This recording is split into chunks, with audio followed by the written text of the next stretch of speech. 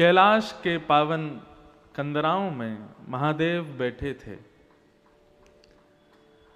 ध्यानस्थ होकर के बैठे थे। पार्वती नित्य उनका दर्शन करती है और नित्य दर्शन करके मन में विचार करती हैं, बाकी सब तो देव हैं परंतु ये महादेव हैं, और महादेव होने के बाद भी पूरा विश्व इनका चिंतन करता है, लेकिन ये नेत्र बंद करके किसका ध्यान करते हैं, किसका स्मरण करते हैं।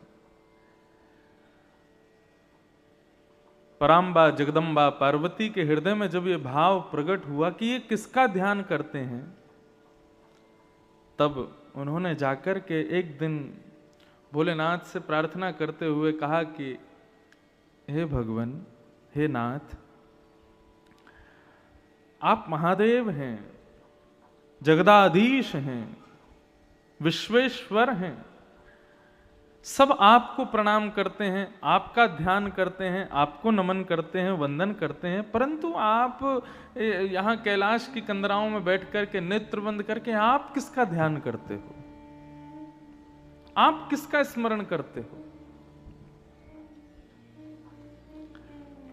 तब भगवान शिव ने पार्वती जी को श्री राधा कृपा कटाक्ष स्तोत्र सुनाया। मुनिंद्र वृंद वंदिते त्रिलोक शोक हारिणी, कदा करिष्यसि माम कृपा कटाक्ष भाजनम। तब भगवान शिव ने ये राधा कृपा कटाक्ष स्तोत्र सुनाया। प्रसंग बड़ा है। नाथ पहले तो श्री कृष्ण का परिचय देते हैं कि मैं किसका ध्यान करता हूं, उसी में ही रमा रहता हूं, और इनका स्मरण करते करते जब मैं इनको स्मरण करते हुए देखता हूं, किनको, कृष्ण को, तब मैं खोज करता हूं कि ये किसका स्मरण करते हैं। तब प्रकट होती हैं किशोरी जी। और जब भगवान शिव को पता चला कि ये कृष्ण भी इनको ध्याते हैं, इनका ध्यान करते हैं, तब राधा कृपा कटाक्ष स्तोत्र की रचना भगवान शिव ने की। राजा थे,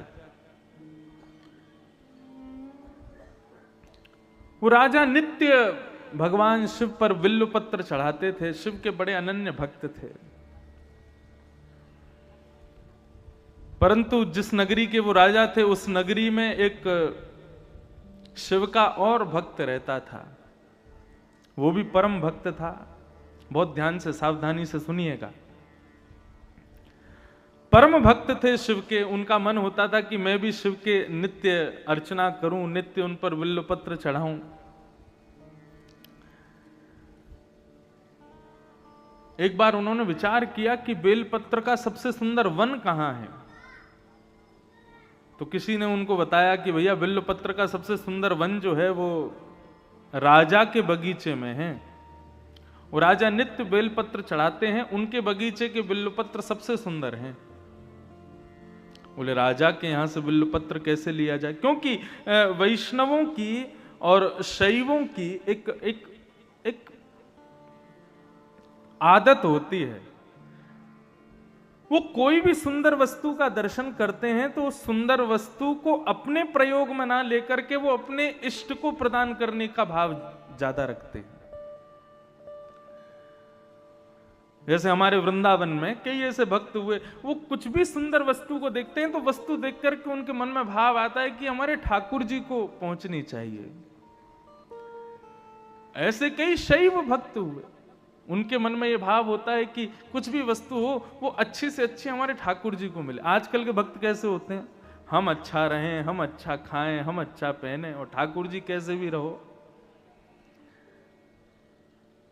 मंदिर में जहां ठाकुर जी विराजते हैं वहां पर कई लोगों के यहां तो पंखे भी नहीं होते। क्यों? विचार ही नहीं उठता मन में। लेकिन कई घरों में मैं जाता हूं, वो अपने सुख सुविधा का इतना विचार नहीं करते, वो सोचते हैं हमारे जो सेवाए ठाकुर जी हैं ना वो सुख से विराजे। ये वैष्णव का स्वभाव है। तो उस व्यक्ति के मन में आता था कि राजा के बगीचे के बिलपत्र चढ़ाया करूं मैं शिव को, तो मेरी सेवा, उससे मैं संतोष मुझे मिलेगा। लेकिन कैसे करूं, इतने सैनिक रहते हैं, इतने सब कुछ रहते हैं।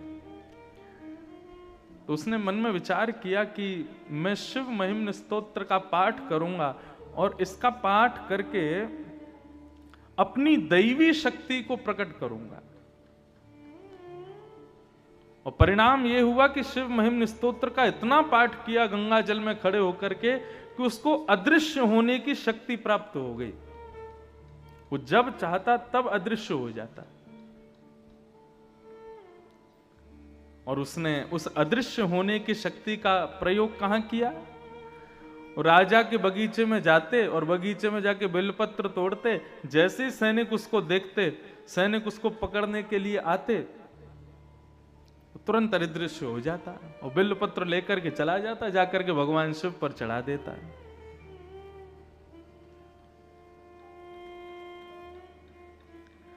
राजा को बड़ी चिंता हुई कि मैं इतने बिल्वपत्र अपने बगीचे में उगाता हूं शिव की आराधना के लिए, और ये व्यक्ति अपनी दैवी शक्ति से अदृश्य होकर के सारे पत्रों को ले जाता है, मुझसे पहले चढ़ा देता है। मेरा बगीचा, मेरी मेहनत और बिल्वपत्र चढ़ाता कोई और है। राजा ने ये चिंता जाकर के अपने गुरुदेव को बताई। तो इनके गुरुदेव ने आज्ञा की कि भैया देखो, ये जितनी भी दैवी शक्तियां होती हैं, इनका नाश कब होता है? कुसंग से नाश होता है, दूषित भोजन करने से नाश होता है, दूषित क्रियाएं करने से नाश होता है, और सबसे सहज नाश होता है ठाकुर जी के निर्माल्य पर यदि पैर पड़ जाए तो भी हमारी दैवी शक्तियां नष्ट हो जाती हैं।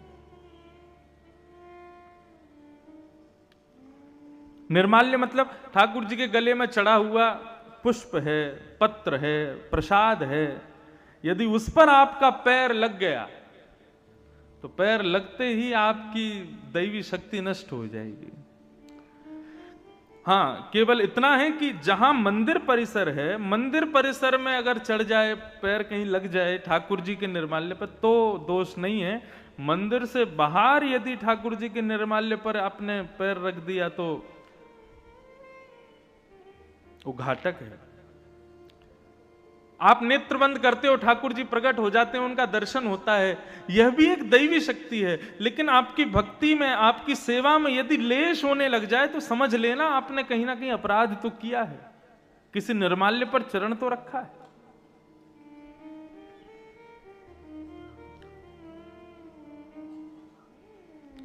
राजा ने जब ये बात सुनी कि निर्माल्य पर पैर रखने से दैवी शक्ति नष्ट होती है, तो शंकर जी के ऊपर चढ़े हुए बिल्व पत्रों को लेकर के राजा गए और जाकर के अपने पूरे बगीचे में फैला दिया। अर्धरात्रि का समय होगा, जब वो भक्त आएगा, वो चोर आएगा, उसको पता नहीं होगा, वो निर्माल्य पर पैर रख देगा तो उसकी शक्ति नष्ट हो जाएगी। अर्धरात्रि का समय, नित्य की सेवा के लिए, बिल्व पत्र तोड़ने के लिए जैसे ही बगीचे में उसने प्रवेश किया, उसको पता नहीं था, शिव पर चढ़े हुए निर्माल्य पर जैसे ही चरण रखा, उसकी अदृश्य होने की शक्ति नष्ट हो गई। उसको पता नहीं था अभी तक, वो तो दिखाते हुए जाता था, जब सैनिक पकड़ने आते थे तब अदृश्य होता था। आज बिल्वपत्र तोड़ने लगा, सैनिक जैसे ही तलवार लेकर के उसको पकड़ने के लिए जाने लगे, उसने जैसे अदृश्य होना चाहा, लेकिन आज वो अदृश्य नहीं हो पाया और सैनिकों ने उसको पकड़ लिया। बोले आज आ गया पकड़ में। अब तो वो घबराने लगा, चिंता करने लगा, क्या करूं, कहां जाऊं, कैसे बचूं। सैनिकों ने राजा को बता दिया, बोले कि आज हमने उसको बंदी बना लिया है, पकड़ लिया है। राजा उसको मारने के लिए जैसे ही समीप आने लगे, उस भक्त ने नेत्र बंद करके महादेव का स्मरण किया और स्मरण करते हुए कहने लगा, हे महादेव, मानता हूं कि मैंने चोरी की है, लेकिन किसकी की? पत्र की है। किस लिए की? आपकी आराधना के लिए की है। यदि इससे किसी की संपत्ति नष्ट हुई हो, इससे किसी की आराधना नष्ट हुई हो, तो मैं क्षमा मांगता हूं। लेकिन नाथ, मैंने तो केवल आपकी सेवा के लिए इस कार्य को किया था, आप मुझ पर कृपा करो। और नेत्र बंद करके महादेव का स्मरण करते हुए वहीं खड़े खड़े शिव महिम्न स्तोत्र का गान करना प्रारंभ किया। गान करते करते करते करते करते जैसे ही महिम्न स्तोत्र विराम हुआ, राजा ने जाकर के अपनी तलवार से उस पर प्रहार करना चाहा। स्तुति का विराम होते ही उसकी जो अदृश्य होने की शक्ति थी वो पुनः प्रकट हो गई और वो वहां से अदृश्य होकर के महादेव के पास चला गया। कहने का अभिप्राय क्या है? ये इतनी बड़ी कथा मैंने क्यों सुनाई? शिव महिम्न स्तोत्र में इतनी शक्ति है। यदि आप नित्य श्रावण मास में गंगा में कंठ भर जले में खड़े होकर के नित्य 108 शिव महिम्न स्तोत्र का गान करो, पाठ करो, मन चाही सिद्धि प्राप्त कर सकते हो। यहां तक कि अदृश्य होने तक की सिद्धियां प्राप्त हो जाती हैं शिव महिम्न स्तोत्र से। ऐसे स्तुतियों के राजा हैं शिव महिम्न स्तोत्र, लेकिन वो शिव भी किसकी आराधना करते हैं? हमारे श्री कृष्ण की, हमारी श्री किशोरी जी की आराधना करते हैं, हमारी श्री लाडली जी का नाम गाते हैं।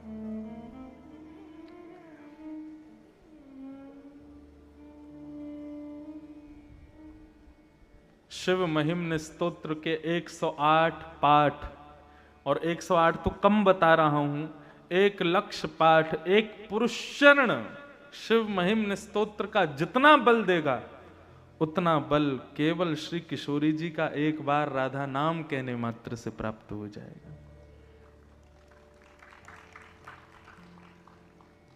कहे तो सही। अब सूरदास जी वहां पर ठाकुर जी को धमकी और देते हैं।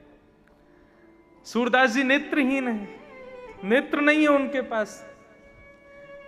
कोई कहता सूरदास जी आपको तो भगवान ने आंख ही नहीं दी। सूरदास जी बोले मुझे भगवान ने आंख इसलिए नहीं दी क्योंकि ठाकुर जी कहते हैं कि भाई संसार इतना मायावी है, जो इसको देखता है वो इसी का हो जाता है। हे सूरदास, मैं तुझे आंखें नहीं दूंगा ताकि तू मेरे अलावा किसी का होए ही ना कभी। सूरदास जी से किसी ने कहा आपको तो आंख नहीं दी भगवान ने, तो सूरदास जी दूसरा उदाहरण क्या देते? बोले मुझे ठाकुर जी ने आंख इसलिए नहीं दी, संसार को आंख दी है। मानो भगवान सबसे कह रहे हैं तुझको आंख दी, तू अपने आप अपना रास्ता देख करके चल, कहीं गड्ढा हो तो बच के चल, कहीं ठोकर आवे तो बच के चल। मैंने सूरदास को आंख क्यों नहीं दी? बोले सूरदास को आंख इसलिए नहीं दी, बोले इसकी उंगली पकड़ के तो मैं ही चलूंगा। आंख नहीं दी तो सूरदास जी तो खुश होते। मुझे आंख इसलिए नहीं दी क्योंकि तुम सब तो अपनी आंखों के वजह से चलते हो, मैं तो ठाकुर जी की उंगली पकड़ के चलता हूं, वो जहां ले जाते हैं वहां चला जाता हूं। लेकिन आज सूरदास जी बड़े उदास, और आज ठाकुर जी से विनती कर रहे हैं, हे नाथ, मैंने जीवन भर आपको हृदय में ही देखा है, नेत्रों से कभी नहीं निहारा क्योंकि मुझे दिखता नहीं, लेकिन मैं इस भाव में था। आपने मुझे नेत्र इसलिए नहीं दिए क्योंकि एक दिन आप प्रकट होकर के मुझे दर्शन दोगे, लेकिन कब होगे प्रकट? हे नाथ, प्रकट हो जाइए ना। और फिर सूरदास जी धमकी देते हैं ठाकुर जी को। सूरदास जी भगवान से कह रहे हैं कि हे नाथ, या तो मुझे दर्शन दो, नहीं तो लेहो करवट काशी। लेहो करवट काशी का मतलब, अब काशी करवट स्थान भी है, लेकिन आपको बताएं काशी एक चीज के लिए और प्रसिद्ध है। क्या?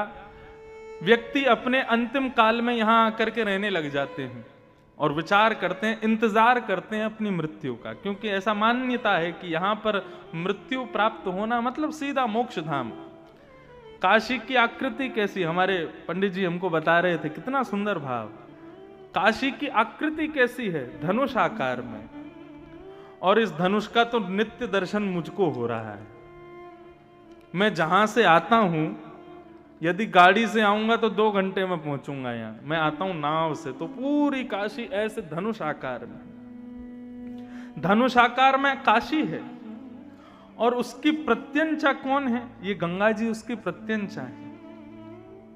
तो धनुष आकार की काशी, प्रत्यंचा गंगा, और धनुष आकार की इस काशी के बिल्कुल मध्य में कौन बैठे हैं? महादेव। मणिकर्णिका के घाट पर श्री काशी विश्वनाथ बैठे हैं। तो मध्य में ही तीर लगाया जाता है। तो मध्य में चालक बैठा है। तीर क्या है? बोले राम नाम ही तीर है। वहीं मणिकर्णिका के घाट पर आने वाले शवों के कान में राम नाम दान कर देते हैं। मतलब इस काशी रूपी धनुष बाण पर गंगा रूपी प्रत्यंचा से विश्वनाथ यहां मृत्यु प्राप्त करने वाले जीवों के कान में राम तारक मंत्र धारण करके उस प्रत्यंचा को छोड़ देते हैं और सीधा मोक्ष को पहुंचता है। ऐसा भाव है यहां का। तो पहला भाव कि सूरदास जी कह रहे हैं लेहो करवट काशी, मतलब सूरदास जी कह रहे हैं मैं अन्योन्याश्रय कर लूंगा। अन्योन्याश्रय क्या है? एक पति को छोड़ दूसरे पति से प्रेम विवाह करना, ये अन्योन्याश्रय है। तो सूरदास जी मानो भगवान को धमकी दे रहे हैं, बोले यदि आपने मुझको दर्शन नहीं दिया तो मैं आपको छोड़ दूंगा और मैं काशी के जो विश्वनाथ है ना उनकी शरण में चला जाऊंगा। तो लेहो करवट काशी, एक भाव तो ये। दूसरा भाव लेहो करवट काशी का मतलब आपने यदि अब मुझे दर्शन नहीं दिया तो फिर मैं अपने प्राणों का परित्याग कर दूंगा। हम काशी जा रहे हैं। पहले के जमाने में इतना कहना मतलब घर के लोग पांव पकड़ ले, अरे भैया ऐसा मत कहो। क्यों? काशी जाने का मतलब क्या? बोले कि अब सुधार जाएंगे हम। लेहो करवट काशी, सूरदास जी कह रहे हैं भगवान से। और मैंने ऐसा भी सुना कि एक यहां कुआं है। अब मुझे सत्य तो मेरे को नहीं पता, आप लोग ज्यादा जानते होंगे। उस कुएं में लोग कूद करके अपने प्राणों का परित्याग कर देते थे। वहां नीचे विश्वनाथ भगवान बैठे हैं। तो करवट काशी का मतलब वह भी है कि वहां जाकर के अपने प्राणों का परित्याग कर दूंगा, आदि आदि भाव। लेकिन भाव एक ही है, यदि आपने मुझे दर्शन नहीं दिए तो मैं काशी का आश्रय ले लूंगा। और जैसे ही सूरदास जी ने यह बात कही है, लेहो करवट काशी, इतने में ही ललित त्रिभंगी वंशी धारी मोर मुकुट धारण किए घुंघराले केश अलकावलियों से सुसज्जित पीतांबरी पहने हुए श्री श्याम सुंदर प्रकट हो गए। जैसे प्रकट हुए तो नूपुरों की ध्वनि हुई, अंग से इत्र की सुगंधी सूरदास का स्पर्श करने लगी। सूरदास जी बोले कौन है मेरे सन्मुख? जैसे ही शब्द सुना सूरदास, सूरदास जी के नेत्र सजल हो गए। बोले नाथ आ गए आप? बोले हाँ मैं आ गया। और जैसे ही सूरदास जी के नेत्रों पे हाथ फेरे हैं और कहा सूरदास नेत्र खोलो। जैसे ही नेत्र खोल करके देखा, सामने ललित त्रिभंगी ठाकुर जी खड़े हैं, मधुर मुस्कुरा रहे हैं, ऐसा सुंदर स्वरूप धारण करके पधारे हैं। ये देख करके सूरदास जी आनंदित हो गए, रोम रोम का दर्शन करने लगे, एक एक अंग का दर्शन करने लगे और सर्वांगीण अंग का दर्शन करके प्रणाम करते हुए ठाकुर जी से कहने लगे अब मुझे फिर से अंधा बना दो। क्यों?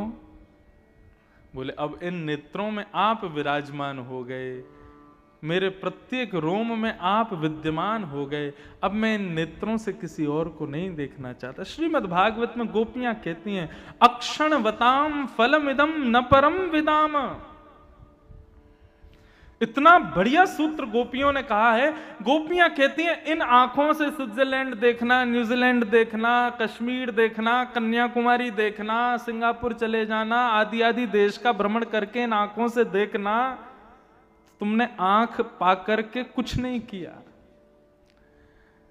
धन मिले तो धन का सदुपयोग करो। ये आंख मिली है तो इनका सदुपयोग क्या है कि जो काशी विश्वनाथ आज मंदिर में बैठे हैं, एक स्थिर होकर के बैठे हैं, नित्य उनको देखना भी इन आंखों की सार्थकता नहीं है। इन आंखों की सार्थकता कब हो कि जब तुम गंगा के घाट पर, काशी के किनारों पर जब घूम रहे हो तो एक दिन एकांत में वही विश्वनाथ भ्रमण करते हुए तुमको दिखाई दे जाए, तो समझना इन आंखों को पाकर के हमने इनको सिद्ध किया है। गोपियां कहती हैं, इन आंखों से यदि श्याम सुंदर को चलते फिरते, मुरली बजाते, आनंद करते, रास विहार करते नहीं देखा, तो इन आंखों का तुमने सदुपयोग ही नहीं किया। सूरदास जी कहते हैं, अब आंख मिल गई और आंख को देखना जिसको है वो मिल गया, अब मुझे कुछ नहीं चाहिए।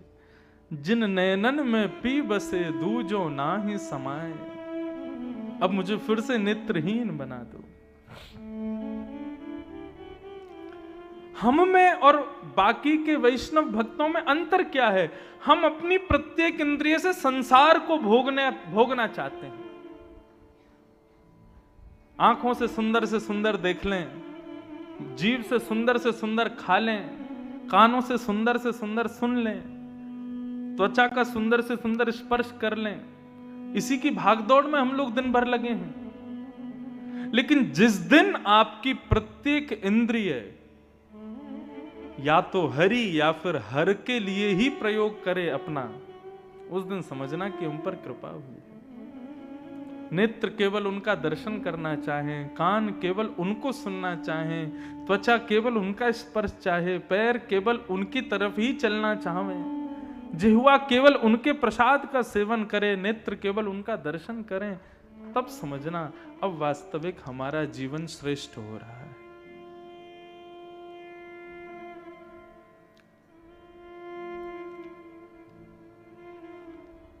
तो ऐसे शिव जो नित्य श्री किशोरी जी का स्मरण करते हैं। हरिराम व्यास जी इतने विद्वान थे कि वे जहां जाते थे वहां के विद्वानों को चुनौती देते थे कि मुझसे शास्त्रार्थ करो,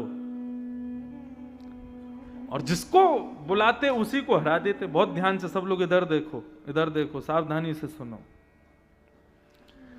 काशी में रहने वालों, आपका रहना यहां सार्थक तब होगा जब आपको वृंदावन जाने की इच्छा प्रकट हो जाए। कैसे? सुनो। तो श्री हरिराम व्यास जी ने मन बनाया कि अब मैंने पूरे विश्व भर के विद्वानों को हरा दिया, लेकिन अब बारी है काशी की। काशी विद्वानों की भूमि है, विद्वानों में सर्वश्रेष्ठ है। यहां के विद्वानों को यदि हराया तो लोग मानेंगे कि हां मैं विद्वान हूं। हरिराम व्यास जी अपने सब चेले चपाड़ों के साथ में काशी आ गए, और काशी में आकर के महाराज उन्होंने ऐलान कर दिया कि यहां के जितने विद्वान हैं सबको चुनौती देता हूं। उत्तर मीमांसा, पूर्व मीमांसा, 4 वेदों में से किसी भी भाव को, किसी भी पुराण को, किसी भी उपनिषद को लेकर के आओ, शास्त्रार्थ करो, मुझे हरा करके दिखाओ, तो मानूंगा मैं काशी विद्वानों की भूमि है। जब यहां के विद्वानों ने उनकी चुनौती सुनी तो आपस में सबने मीटिंग की, बोले कि भैया कौन जाएगा? सबने कहा, बोले हरिराम व्यास जी साधारण नहीं है, हमने इनका शास्त्रार्थ देखा है, ये अच्छों को हरा देते हैं। हारने में कोई बुरी बात नहीं है, शास्त्रार्थ में तो हारा ही जाता है, एक तो कोई ना कोई हारेगा। लेकिन बात यह है कि उन्होंने विद्वानों को नहीं, काशी को चुनौती दी है। यदि हम में से कोई हारा तो काशी की हार होगी, वाराणसी की हार होगी। तो क्या करें? बोले वाराणसी के राजा के पास चलो। कौन है राजा? बोले विश्वेश्वर। पहुंच गए सब, विश्वनाथ से जाकर के रात्रि प्रार्थना करने लगे, हे विश्वनाथ कृपा करो, ये आए हैं हरिराम व्यास जी, इनसे हमको बचाओ। सब ब्राह्मणों ने जाकर के प्रार्थना की। ब्राह्मण तो प्रार्थना करके चले गए, लेकिन आधी रात में शंकर जी हों चाहे हमारे कन्हैया हों, ब्राह्मणों को दुखी नहीं देख सकते। वैष्णवानाम यथा शंभु, वैष्णवों में तो सर्वश्रेष्ठ हैं शंभु, और वैष्णवों के सर्वधन हैं शंभु। भगवान शिव ने मन में विचार किया, बोले कि भैया काशी की रक्षा की, अब हमारे ऊपर नौक आ गई है। आधी रात में ही एक दीनहीन से ब्राह्मण का वेश धारण किया भोलेनाथ ने, और एक दीनहीन से ब्राह्मण बनकर के, बिल्कुल सादा सरल से ब्राह्मण बनकर के पहुंच गए हरिराम व्यास जी के पास। हरिराम व्यास जी के चेला खड़े थे बाहर, उनसे जाकर के कहा कि महाराज मैं काशी का ब्राह्मण हूं, हरिराम व्यास जी से कुछ पूछने आया हूं। बालकों ने जाकर के बताया, बोले महाराज काशी का कोई विद्वान आया है, देखने में तो दीनहीन सा है लेकिन ब्राह्मण है, विद्वान ही होगा। हरिराम व्यास जी तुरंत उठ करके बैठ के बोले, बुलाओ, शास्त्रार्थ की सब तैयारियां करो। भगवान शिव भीतर गए और जाकर के हरिराम व्यास जी को प्रणाम करके बैठ गए। तो हरिराम व्यास जी ने कहा, शास्त्रार्थ करने आए हो? शंकर जी बोले, नहीं नहीं, मैं तो शास्त्र ही नहीं जानता, तो अर्थ क्या करूंगा, मुझे तो कुछ भी नहीं पता। मैंने सुना है आप बहुत विद्वान हैं, तो एक प्रश्न था मन में, उसका उत्तर जानने आया हूं। हरिराम व्यास जी बोले, ये कोई समय उत्तर पूछने का? सुबह आना चाहिए था, इस समय तो हम शास्त्रार्थ के लिए बैठे हैं। बोले अच्छा, तो आप मेरे प्रश्न का उत्तर दे दीजिए, उसके बाद हम शास्त्रार्थ कर लेंगे। बोले पूछो, क्या है तुम्हारा प्रश्न? भगवान शिव बोले, महाराज मैं ये जानना चाहता हूं कि विवेक किसे कहते हैं। हरिराम व्यास जी बोले, विवेक जानने आए हो? बोले हाँ, मैं ये जानने आया हूं विवेक कहते किसको हैं। कथाओं में सुना है, बिनु सत्संग विवेक न होई, राम कृपा बिन सुलभ न सोई। राम जी कृपा करके विवेक देते हैं, तो ये विवेक क्या है, मुझे विवेक के बारे में बताइए। हरिराम व्यास जी बोले, विवेक का मतलब होता है सद असद का ज्ञान होना, सही गलत की पहचान होना।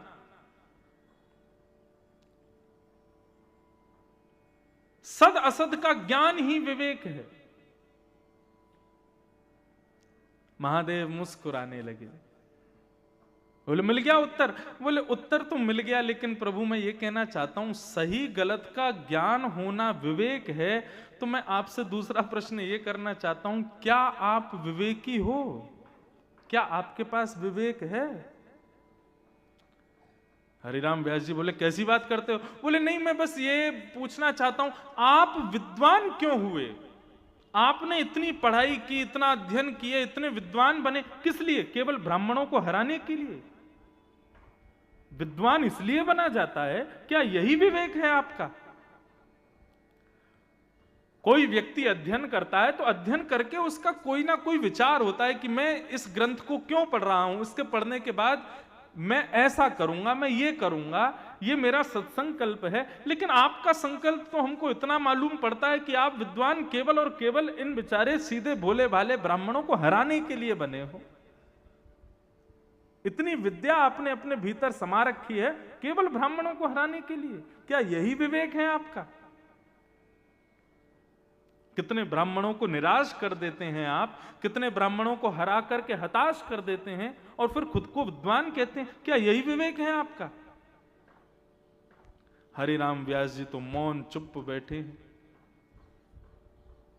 चेलाओं से कहा बाहर जाओ, गेट बंद करो। बाहर चले गए, गेट बंद कर दिया। हरिराम व्यास जी अपने आसन से उतरे और पैर पकड़ के बोले, तुम ब्राह्मण नहीं हो, कौन हो, जल्दी बताओ।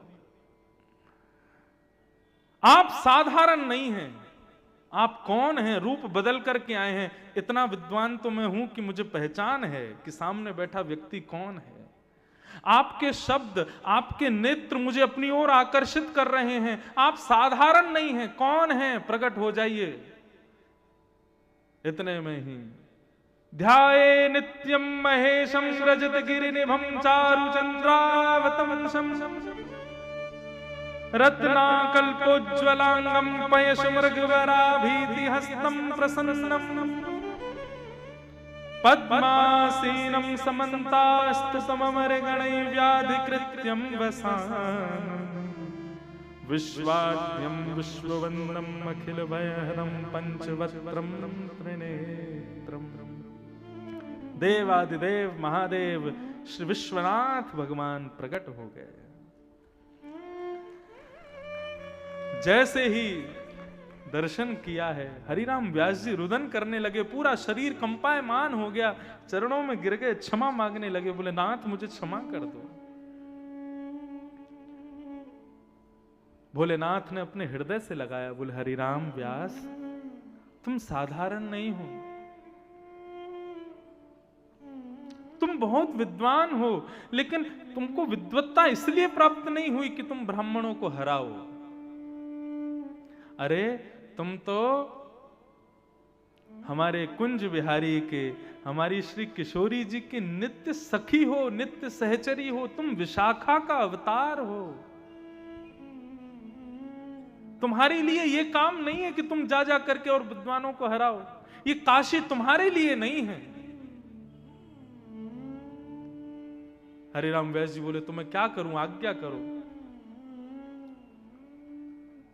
बोले अभी इसी वक्त वृंदावन चले जाओ और श्रीधाम वृंदावन में जाकर के सदा सर्वदा के लिए किशोरी जी के चरणाश्रित हो जाओ। ये काशी तुम्हारे लिए नहीं है। और उसी समय हरिराम व्यास जी अपनी सारी पोथियों को गंगा जी में प्रवाहित करके, बैलगाड़ी भर के पोथियां लेके चलते थे वो, सबको गंगा जी में प्रवाहित किया और गंगा जी को प्रणाम किया, विश्वनाथ को प्रणाम किया और काशी से सीधे वृंदावन चले गए। और वृंदावन में जाकर के वृंदावन के कुंज हमारे मात पिता गुरु बंधु, वृंदावन के लता वृक्ष बल्लरियों को ही अपना भाई बंधु परिवार सखा ये सब के रूप में स्वीकार कर लिया। ठाकुर जी के एक भक्त हुए, उनका नाम था श्री कुंभन दास। क्या नाम था? कुंभन दास। कुंभन दास जी जब गाते थे ना, तो जिस राग को वो गाते थे वो राग सामने खड़ा हो जाता था हाथ जोड़ करके और नेत्रों से आंसू बहाता रहता था। वो कृतकृत्य मानता था स्वयं को जब कुंभन दास जी उसको गाते थे। और क्या कहें महाराज, कुंभन दास जी जब गोवर्धन पर्वत पर जाते थे तो कई राग रागनियां साधारण सा रूप धारण करके आते और आकर के उनसे प्रार्थना करते, कभी हमको भी सेवा में लीजिए, कभी हमको भी गा दिया कीजिए। ऐसे कुंभन दास जी एक बार राग भैरव गा रहे थे और भैरव गाते गाते गाते जैसे गा रहे थे, इतने में ही बादशाह ने, अकबर ने वाहवाही कर दी, वाह वाह वाह। कुंभन दास जी ने देखा ये वाहवाही कौन कर रहा है? किसी ने कहा, बोले बादशाह वाहवाही कर रहे हैं। कुंभन दास जी का वैराग्य कैसा? कुंभन दास जी के घर की स्थिति ऐसी थी कि उनके यहां पर एक समय भोजन बन जाता तो शाम के लिए भोजन नहीं होता था। राजा की वाहवाही पर चाहते तो कुंभन दास जी राजा से अपने घर की पूरी स्थिति सही करवा सकते थे, लेकिन कुंभन दास जी का वैराग्य कैसा? उसी दिन अपनी राग मालाओं में से राग भैरव को निकाल दिया। आज के बाद नहीं गाऊंगा। किसी ने पूछा क्यों नहीं गाओगे? बोले जो राग हम इनको रिझाने के लिए गाते हैं, उस राग पर एक छोटे से बादशाह ने वाहवाही कर दी, राग झूठा हो गया। अब ये ठाकुर जी को नहीं दूंगा मैं। गोपाल जी प्रकट हो गए, प्रकट होकर के कहने लगे, बोले कुंभना, ये राजा को मैं नहीं पढ़ा लिखा के तेरे पास भेजो ताकि तेरे घर की स्थिति सुधर जाए, तेरे घर को सब माहौल सुधर जाए। तूने राजा को ऐसे दुत्कार दियो, ऐसे भगा दियो, वहां के सामने राग ही फाड़ दियो। कुंभन दास जी क्या कहते हैं? बोले यदि राजा जो सामग्री लाया था वो उससे ले लेता तो अभी मुझे समझाने के लिए आप मेरे पास नहीं आते। आप मेरे पास क्यों आ गए? क्यों मैंने राजा की दी हुई वस्तु को भी ठुकरा दिया। ये है वैराग्य।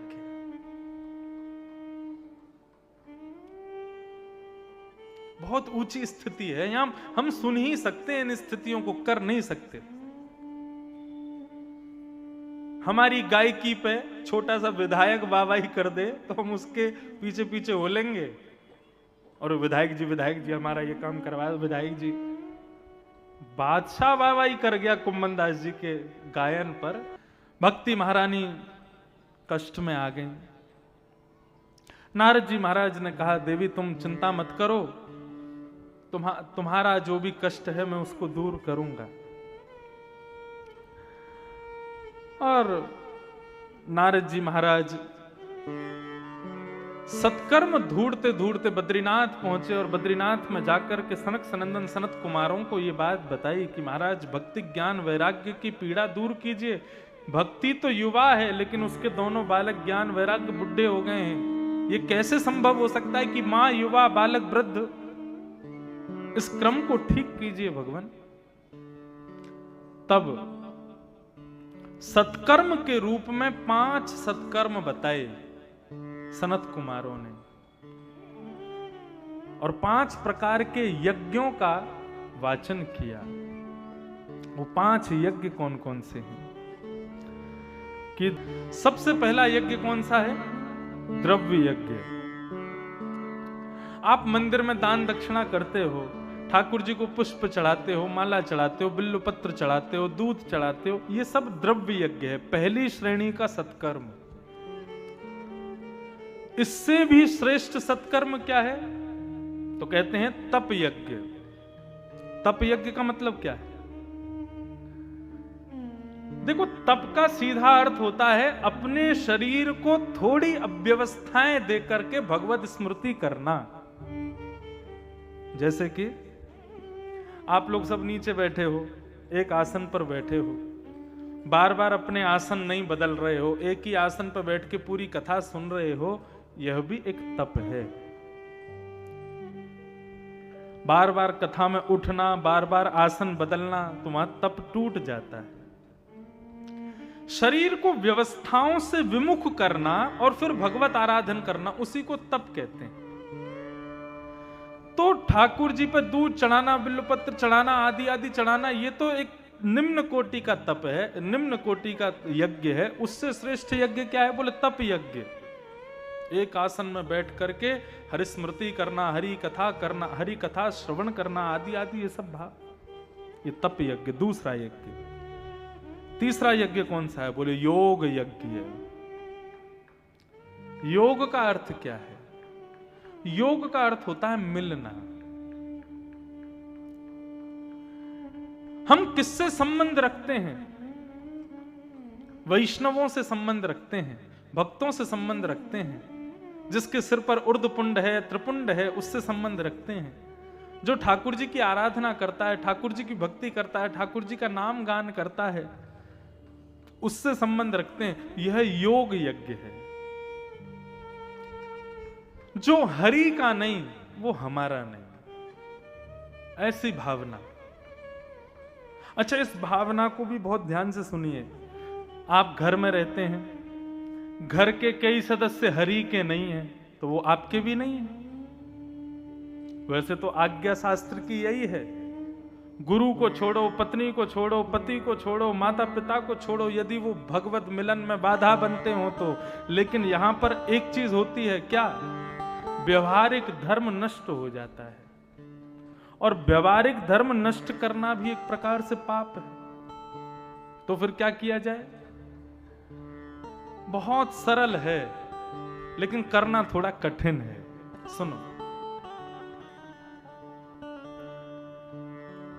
अपने शरीर से संबंधों का निर्वहन करो, पर मन से त्याग करो।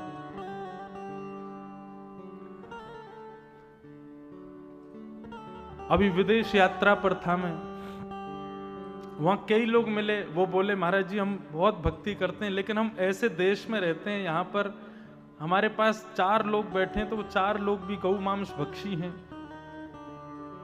उल्टा सीधा खाते हैं, उल्टे सीधे रहते हैं। क्या करें? उनका संग तो करना पड़ता है। मैंने कहा देखो, हमारे शास्त्राज्ञा करते हैं कि हमारे धर्म में शारीरिक उपस्थिति से ज्यादा मानसिक उपस्थिति को ज्यादा श्रेष्ठ माना जाता है। आप शरीर से कहीं उपस्थित हो, लेकिन मन से उपस्थित नहीं हो, तो आपकी उपस्थिति दर्ज नहीं होगी। लेकिन आप कहीं शरीर से नहीं हो, मन से वहीं का स्मरण कर रहे हो, तो आपकी उपस्थिति नित्य मानी जाएगी। जैसे हमारे यहां गाते हैं, प्यारे राधा वल्लभ लाल, मन रखियो अपने चरणन में। हम भले ही तन से काशी में रहें, लेकिन हे राधा वल्लभ लाल, हमारे मन को सदा अपने चरणों में रखना। तुम मन से यदि नित्य गंगा के तट पर बैठ कर के भी आप वृंदावन का स्मरण करते हो तो आपके बही खाते में, आपके जीवन खाते में आपकी नित्य की उपस्थिति काशी की ना हो के ब्रज की मानी जाएगी। क्यों? बोले तन से भले ही कहीं भी बैठे थे लेकिन मन से तो नित्य वृंदावन का स्मरण करते थे। तो हमारे यहां तन की उपस्थिति को श्रेष्ठता नहीं मानी गई, मन की उपस्थिति को श्रेष्ठता दी गई है। मतलब आप तन से संबंधों का निर्वहन करो लेकिन मन से ना करो, तो मन से जो काम नहीं किया है वही श्रेष्ठ माना जाएगा। हरि विमुख करने वाले यदि परिवार के भी हैं तो तन से तो संबंध निभाओ, मन से मत निभाओ बस। लेकिन वो मन का त्याग तन पर हावी नहीं होना चाहिए, वो तन पर दिखना नहीं चाहिए। बहुत कठिन है। या तो देखो मीराबाई जैसे हो जाओ, या तो तुलसीदास, रैदास, सूरदास आदि जैसे हो जाओ, बिल्कुल सबको छोड़ छाड़ के चले जाओ। लेकिन सबके बीच में रह रहे हो तो फिर तन के संबंधों को निभाओ, मन से भले ही मत निभाओ। तन के संबंधों का निर्वहन करना चाहिए। ये बात हम क्यों बता रहे हैं? योग यज्ञ, योग यज्ञ का मतलब उनसे संबंध बनाओ जो ठाकुर जी से संबंध रखते हैं। द्रव्य यज्ञ, तप यज्ञ, योग यज्ञ, और उसके बाद चौथा आता है स्वाध्याय यज्ञ। आप नित्य काशी विश्वनाथ दर्शन करने जाओ, उसका जो फल मिलेगा, और नित्य काशी ना विश्वनाथ का दर्शन ना करके नित्य अपने घर में बैठ करके कभी शिव महापुराण का स्तुति पाठ करो, कभी भागवत महापुराण का पाठ करो, कभी रामचरितमानस का पाठ करो, तो काशी के नित्य दर्शन करने से ज्यादा आपको प्राप्त होगा फल, यदि आप स्वाध्याय करते हो। और वो तो सोने में सुहागा हो जाएगा कि आप मानस लेके, पुराणों को लेके वहीं मंदिर में बैठ के ठाकुर जी को सुनाओ। सबसे प्यारी आराधना क्या है भगवान की? बिल्व पत्र चढ़ा रहे हैं, दूध चढ़ा रहे हैं, जल की धारा चढ़ा रहे हैं। आज तो मैंने देखा महाराज, सुबह जितनी देर पुजारी जी अभिषेक कर रहे थे उतनी देर तो शंकर जी ऐसे लग रहे थे वाह प्रसन्न मुद्रा में बैठे हों, और जैसे ही पुजारी जी निकले और महाराज भीड़ का आक्रमण हुआ भगवान शिव पर। मैं जब गर्भगृह में गया तो मैंने देखा असंख्य बिल्व पत्र जाने कहां से बरस रहे थे ऊपर से। कोई दूध चढ़ा रहा, एक ने तो लोटा ही फेंक दिया वहीं। मैंने कि शंकर जी सिर पकड़ के बैठ गए होंगे। मेरे हिसाब से आपके जल चढ़ाने से, बिल्व पत्र चढ़ाने से, दूध चढ़ाने से शायद उनको उतनी प्रसन्नता ना हो। वहीं विश्वनाथ के कॉरिडोर के किसी कोने में बैठ कर के मानस की चौपाइयां गा दोगे, भागवत के श्लोक गा दोगे तो महादेव प्रसन्न हो जाएंगे, आनंदित हो जाएंगे।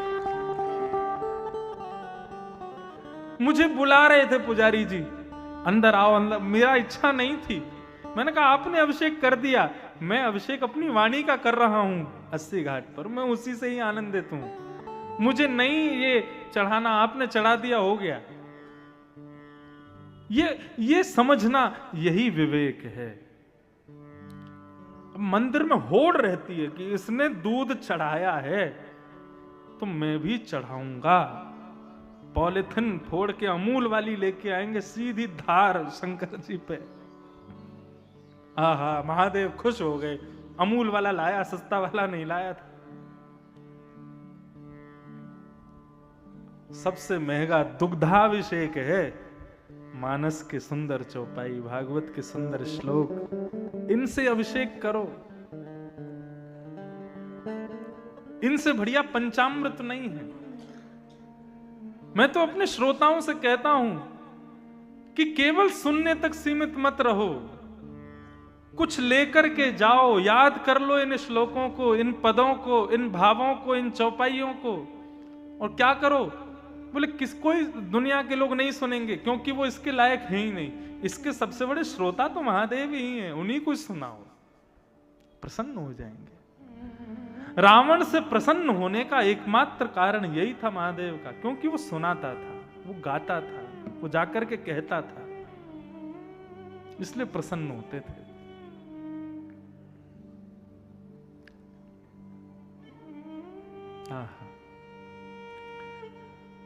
तो द्रव्य यज्ञ, तप यज्ञ, योग यज्ञ और चौथा है स्वाध्याय यज्ञ। और पांचवा यज्ञ क्या है? शुकाचार्य जी ने जो गीत गाया श्रीमद् भागवत का, इस भागवत की कथा सुनना, इससे बड़ा सत्कर्म दुनिया में कुछ नहीं है। ये मैं नहीं कह रहा हूं, स्वयं भागवत कह रहे हैं। 4 यज्ञ बताए, द्रव्य यज्ञ, तप यज्ञ, योग यज्ञ, स्वाध्याय यज्ञ, और सबसे बड़ा यज्ञ क्या बताया? बोले शुकाचार्य जी के द्वारा कही गई भागवत को श्रवण करना, ये सबसे बड़ा यज्ञ है। इसको करने मात्र से सारे यज्ञ प्राप्त हो जाते। नारद जी महाराज को सनत कुमारों ने कहा कि नारद, यदि तुम चाहते हो कि भक्ति ज्ञान वैराग्य का कष्ट दूर हो तो श्रीमद् भागवत की कथा कराओ। नारद जी हंसने लगे, बोले महाराज आप क्या कह रहे हैं? भागवत में इतनी सामर्थ्य है कि वो ज्ञान वैराग्य को पुनः युवान कर देगी। अरे मैंने साक्षात वेद सुना दिया, मैंने साक्षात गीता सुना दी, उससे कुछ प्रभाव नहीं हुआ तो भागवत से कैसे प्रभाव हो जाएगा? बहुत सुंदर बात कहते हैं सनत कुमार। सनत कुमार कहते हैं, कितना अच्छा तथ्य दिया है यहां पर सनत कुमारों ने, आहा मजा आ गया सुन के। क्या कहते हैं? बोले आप कहते हो कि आपने भक्ति ज्ञान वैराग्य को वेद सुना दिए, तो जो काम वेद नहीं कर पाए वो भागवत कैसे करेगी? बंधुओं, वेद में और भागवत में अंतर क्या है?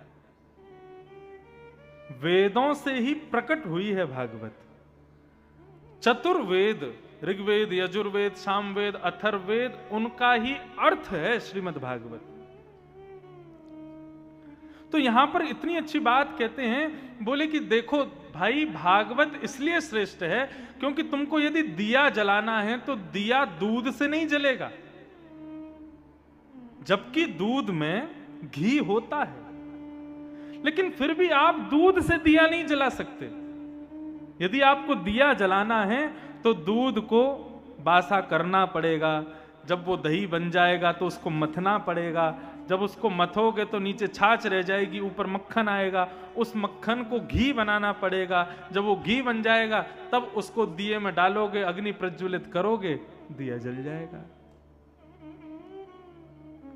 आपके एक हाथ में एक गिलास दूध दे दिया जाए, दूसरे हाथ में एक गिलास घी दे दिया जाए और कहा जाए एक को छोड़ना पड़ेगा, किसको छोड़ोगे? किसका त्याग करोगे?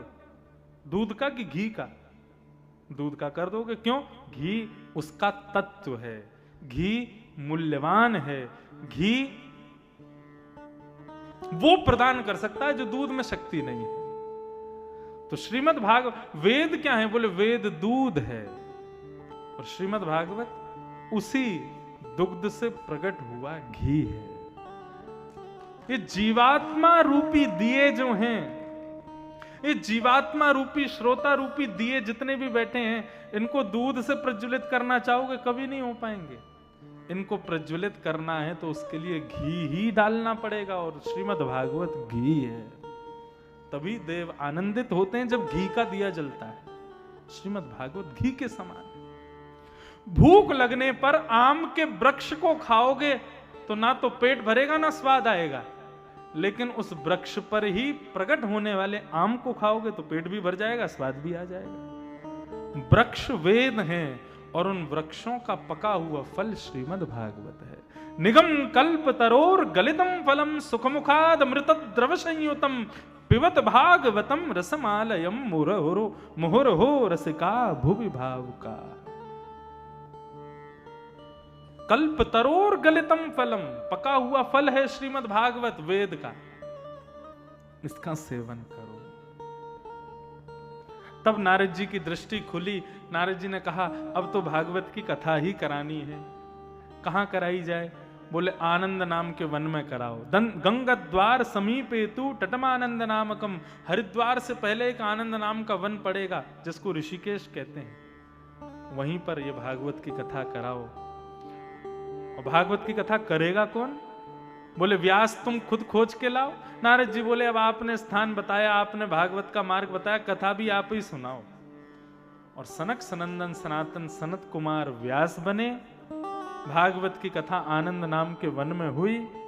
नारद जी उसके श्रोता बने और यजमान भक्ति ज्ञान वैराग्य बने। जैसे ही भक्ति ज्ञान वैराग्य वहां पर प्रकट हुए, कैसे प्रकट हुए कि भक्ति सुतौ तौ तरणौ गृहीत्वा प्रेमैक रूपा सहसा विरासे श्री कृष्ण गोविंद हरे मुरारे